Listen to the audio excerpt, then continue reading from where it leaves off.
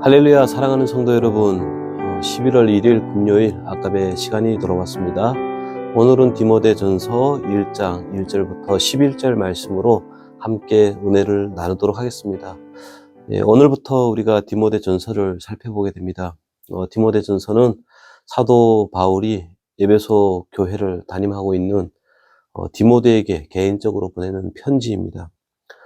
바울은 이 편지에서 어떻게 교회를 지킬 것인지, 그리고 일꾼들을 세울 것인지 그 기준을 이야기를 하고, 교회 목회자의 어떤 자질들을 이야기를 하는 내용들이 기록되어져 있습니다. 오늘 본문을 보면 바울은 먼저 디모데에게 기도를 해주는 내용으로 되어 있습니다. 2절에 보면은 믿음 안에서 참된 아들 디모데에게 편지하노니 하나님 아버지와 그리스도 예수 우리 주께로부터 은혜와 평강이 내게 있을지어다, 이렇게 이야기를 합니다. 은혜와 긍휼과 평강이 내게 있을지어다. 왜 이런 기도로 시작을 할까요? 우리 모두가 신자로 살아간다는 것은 결코 쉬운 일이 아니기 때문에 그렇습니다.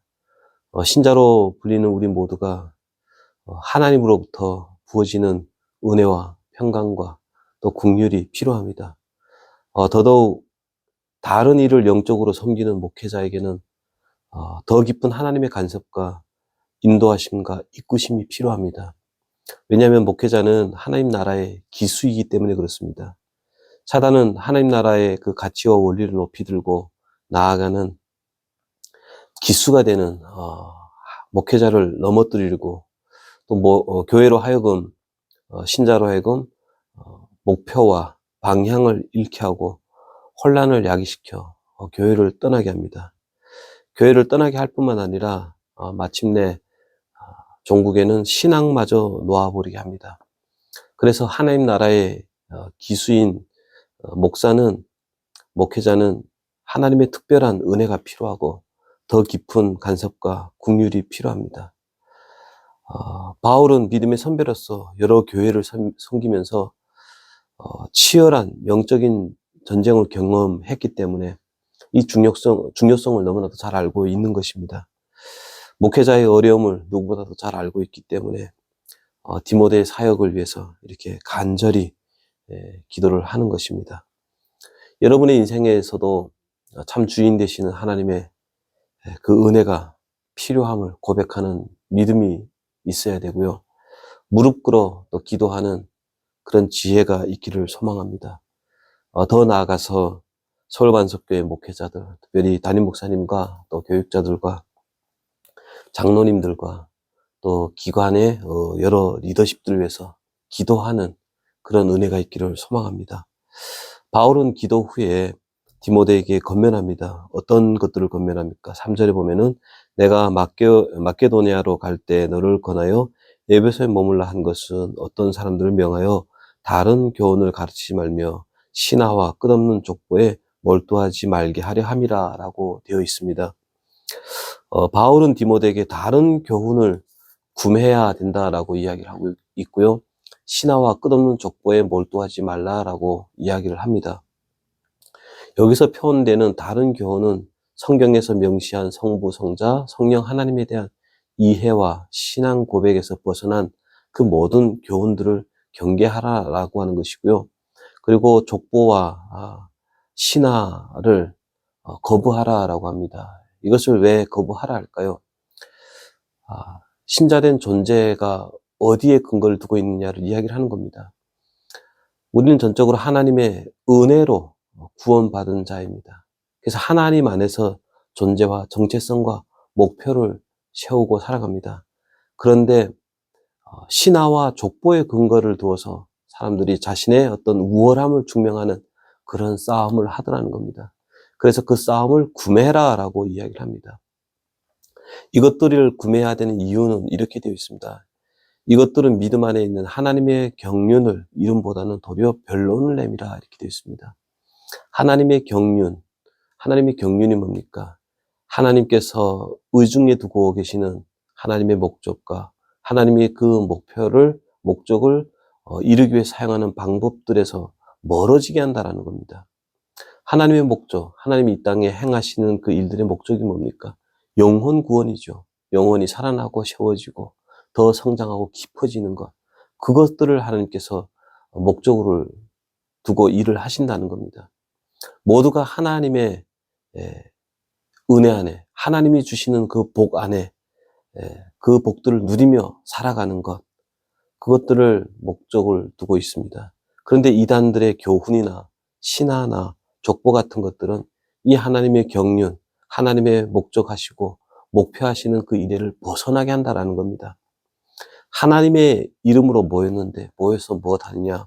하나님을 배제시키고 서로 자신들의 우월감을 증명하기 위해서 살아가는 것, 그것을 구매해야 된다는 겁니다. 그래서 바울은 디모데가 목회자로서 붙잡아야 될 원리를, 그리고 교회가 추구해야 될 가치와 원리는 무엇인가를 다시 한번 이야기를 할 수밖에 없었던 겁니다. 5절에 보면 이렇게 되어 있습니다. 이 교훈의 목적은 청결한 마음과 선한 양심과 거짓이 없는 믿음에서 나오는 사랑이거늘, 이렇게 되어 있습니다. 여기 청결한 마음은 무엇일까요? 갈라지지 않는 마음입니다. 색이 혼합되지 않는 마음입니다.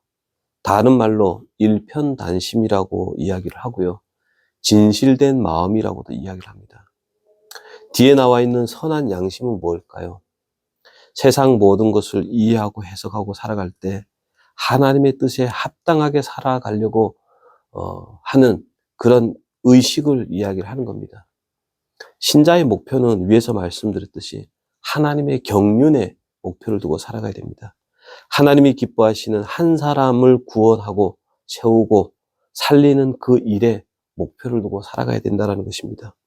하나님이 우리를 살리기 위해서 모든 열심과 진심과 의지를 드러내 보이셨듯이 하나님의 목표와 가치를 신자는 최우선의 목표를 두고 살아가야 된다는 겁니다.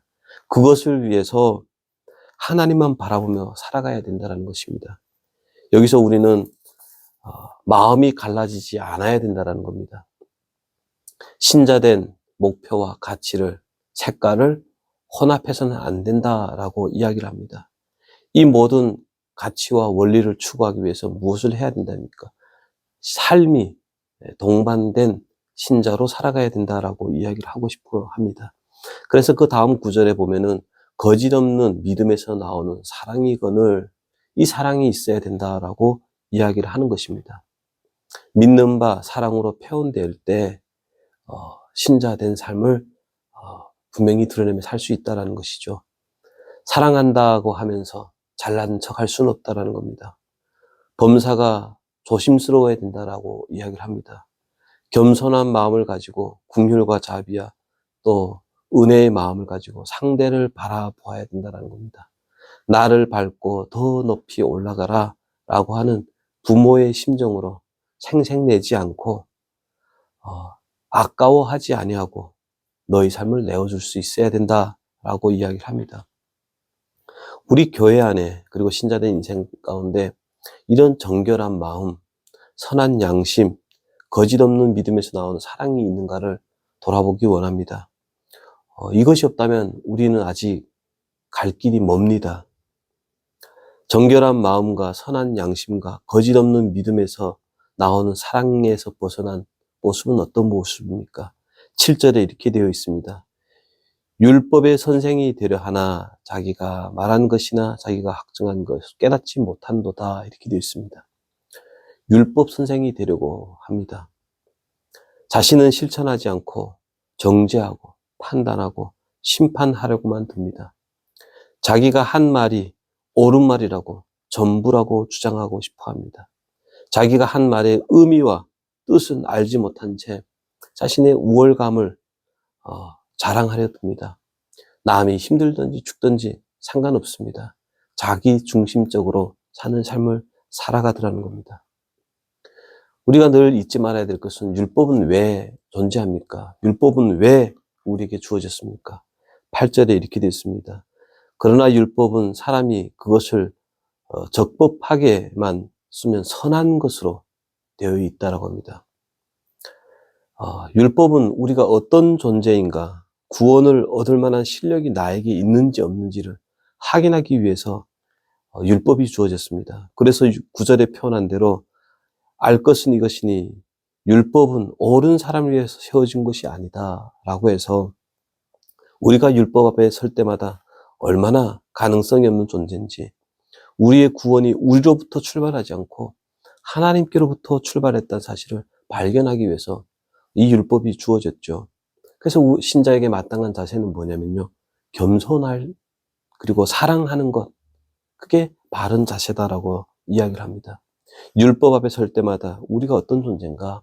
이어지는 구절을 보면은 불법한 자이고 복종하지 않은 자였고 경건하지 않은 자였고 죄인이었고 거룩하지 않았고 망령된 자였고 아비를 죽인 자였고 어머니를 죽인 자였고 살인한 자였고 우리가 음행한 자였고 우리가 먼저 남색한 자였고 임신매매하는 자였고 거짓말하는 자였고 거짓 맹세하는 자였고 기타 다른 바른 교훈들을 거스리는 자라라고 하는 것을 먼저 확인하고 하나님 앞에 먼저 무릎을 꿇어 하나님 앞에 은혜를 구하고 하나님의 사랑을 사모하는 자로 서 있어야 된다라고 하는 것입니다. 이런 삶을 바울은요, 하나님의 영광의 복음을 따릅니다 이렇게 이야기합니다. 하나님의 영광스러운 복음을 따라 사는 삶이다 이렇게 이야기를 합니다. 이것은 바울 자신도 먼저 그렇게 살아왔습니다. 바울은 이것을 삶의 원칙으로 고집하면서 붙잡고 살아왔던 것입니다. 그래서 바울은 하나님의 목표와 가치를 따라서 자신을 향해 쏟아지는 그 수많은 비방들에 대해서 일일이 변명하지 않습니다. 각자의 영혼의 주인은 하나님이시므로 하나님께서 너희들을 사랑하시고 구원하시고 복을 주사 하나님의 자녀라라고 하는 이름에 걸맞는 자리에 세워주셨듯이 하나님께서 계속해서 그들을 이끌어 가시고 인도하시고 채워가실 것이다. 나는 그 일을 신뢰함으로 입을 다물고 살아간다. 먼저 겸손해지려고 노력했다 이거죠. 그러니 디모데야, 너도 하나님의 일하심을 믿고 정결한 마음, 갈라지지 않는 마음을 가지고 하나님의 목표와 가치를 추구하려고 하는 그런 의식을 가지고 살아가야 된다. 먼저 삶을 희생해라. 먼저 수고하고 먼저 헌신하고 눈물 흘리며 그리고 입을 닫고 살아가라. 그게 바른 삶의 모습이다라고 이야기를 하고 있는 것입니다. 말씀을 정리하겠습니다. 여러분은 신앙을 무엇이라 생각하십니까? 교회를 어떤 곳이라고 생각하십니까? 그리고 목회자를 어떤 존재라고 생각하십니까? 오늘의 말씀이 여러분의 그 신앙의 퍼즐들을 맞춰가는 귀한 말씀이 되기를 소망합니다. 이제는 조금 더 성숙한, 성장한 모습으로 반응하게 하는 오늘의 말씀이 되기를 소망합니다.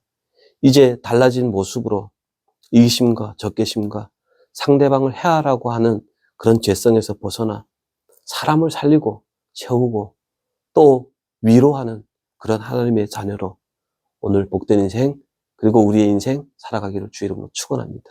기도드리겠습니다. 하나님 아버지 감사합니다. 오늘도 디모데를 통하여 신앙이 뭔지 교회가 무엇인지를 알게 하시니 감사합니다. 우리를 향하여 요구하시는 하나님의 요구에 하나님 올바로 반응하기 원합니다. 이제 하나님의 뜻과 가치를 내 삶의 최우선으로 여기고 아버지 이제 신자로 살아감으로 하나님께 귀한 열매 올려드리기 원합니다. 힘 주시고 은혜 주시고 인도하여 주셔서 내 삶이 하나님 앞에 복된 인생으로 쓰임받을 수 있도록 도와주시옵소서. 예수님의 이름으로 기도합니다. 아멘. 오늘도 주의 말씀 붙잡고 잘 살아내시길 소망합니다.